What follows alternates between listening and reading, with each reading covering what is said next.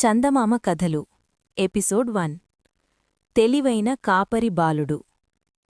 అనగనగా పచ్చని పొలాలు, చిన్న చిన్న కొండలు, మధ్యలో ప్రవహించే చిన్న వాగుతో అందంగా ఉన్న ఒక గ్రామముండేది. ఆ గ్రామం పేరు సీతాపురం. ఆ ఊరిలో రాముడు అనే ఒక చిన్న కాపరి బాలుడు ఉండేవాడు. అతను చాలా తెలివైనవాడు, కాని చాలా సాధారణ జీవితం గడిపేవాడు. ప్రతిరోజూ ఉదయం తన గొర్రెల మందను తీసుకుని అడవికి వెళ్లి సాయంత్రం తిరిగి గ్రామానికి వచ్చేవాడు. ఒకరోజు ఉదయం రాముడు తన గొర్రెలను మైదానంలో మేపిస్తూ చెట్టు కింద కూర్చున్నాడు. పక్షుల కిలకిల రావాలు, గాలి సవ్వడి వింటూ ఆనందంగా ఉన్నాడు. అప్పుడే దూరంగా ఒక గుర్రం మీద ఓ అపరిచితుడు వస్తున్నాడు. ఆ మనిషి గ్రామానికి కొత్తగా వచ్చిన వ్యాపారి. అతని పేరు విరూపాక్షుడు. అతను గ్రామంలో చాలా తెలివిగా నటిస్తూ ప్రజలను మోసం చేయాలని భావించాడు.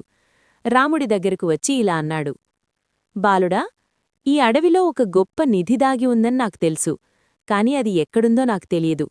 నువ్విక్కడ రోజూ తిరుగుతావు కాబట్టి ఏదైనా విచిత్రమైన ప్రదేశం చూశావా? రాముడు ఆ మనిషి ముఖం చూసి కొంచెం అనుమానం పడ్డాడు. అతనలా సులభంగా చెప్పలేదు. కొద్దిసేపు ఆలోచించి ఇలా అన్నాడు: అయ్యా, నేనొకసారి కొండ వెనుక భాగంలో ఒక పెద్ద రాయి దగ్గర ఒక విచిత్రమైన గుహ చూశాను, కాని అక్కడికి వెళ్లడానికి చాలా ప్రమాదముంటుంది. విరూపాక్షుడు కళ్లలో ఆశ మెరిపించింది. నన్నక్కడికి తీసుకెళ్తావా అనడిగాడు. రాముడు నవ్వుతూ, సరే, కాని ఇప్పుడు సాయంత్రమవుతోంది, రేపుదయం తీసుకెళ్తాను అన్నాడు. విరూపాక్షుడు అంగీకరించాడు. ఆ రాత్రి రాముడు గ్రామానికి వచ్చి గ్రామ పెద్దలకు జరిగిన విషయం మొత్తం చెప్పాడు. గ్రామ పెద్దలు అర్థం చేసుకున్నారు, ఆ మనిషి తప్పకుండా ఏదో మోసం చేయడానికి వచ్చాడని. వాళ్లొక ప్లాన్ వేశారు. మరుసటి రోజు ఉదయం రాముడు విరూపాక్షుణ్ణి తీసుకుని అడవిలోని కొండవైపు వెళ్లాడు. కొండ వెనుక భాగానికి చేరుకున్న తర్వాత రాముడు ఒక పెద్ద రాయి దగ్గర ఆగి ఇలా అన్నాడు: అయ్యా, ఇదే ఆ ప్రదేశం. విరూపాక్షుడు ఉత్సాహంగా రాయి దగ్గరకు వెళ్లాడు. అప్పుడే అకస్మాత్తుగా రాయి వెనుకనుంచి గ్రామ పెద్దలు, కొంతమంది గ్రామస్థులు బయటకు వచ్చారు. విరూపాక్షుడు ఒక్కసారిగా భయపడ్డాడు. గ్రామ పెద్ద ఇలా అన్నారు: నీ గురించి మాకన్నీ తెలుసు. నువ్వు గ్రామాల్లో తిరుగుతూ ప్రజలను మోసం చేస్తున్నావు.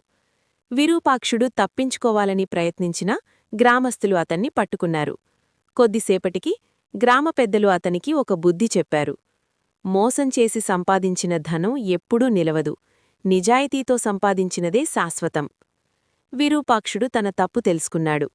రాముడి తెలివి వల్ల గ్రామం ఒక పెద్ద మోసం నుంచి తప్పించుకుంది. ఆ రోజునుంచి గ్రామంలో అందరూ రాముణ్ణి చాలా గౌరవించారు. అంతేకాదు, రాముడు పెద్దయ్యాక ఆ గ్రామానికి మంచి నాయకుడిగా మారాడు. అలా ఒక చిన్న కాపరి బాలుడి తెలివి ఒక పెద్ద సమస్యను పరిష్కరించింది. ఈ కథ మనకు చెప్పే నీతి: తెలివి, నిజాయితీ ఉంటే చిన్నవాళ్లైనా పెద్ద పనులు చేయగలరు.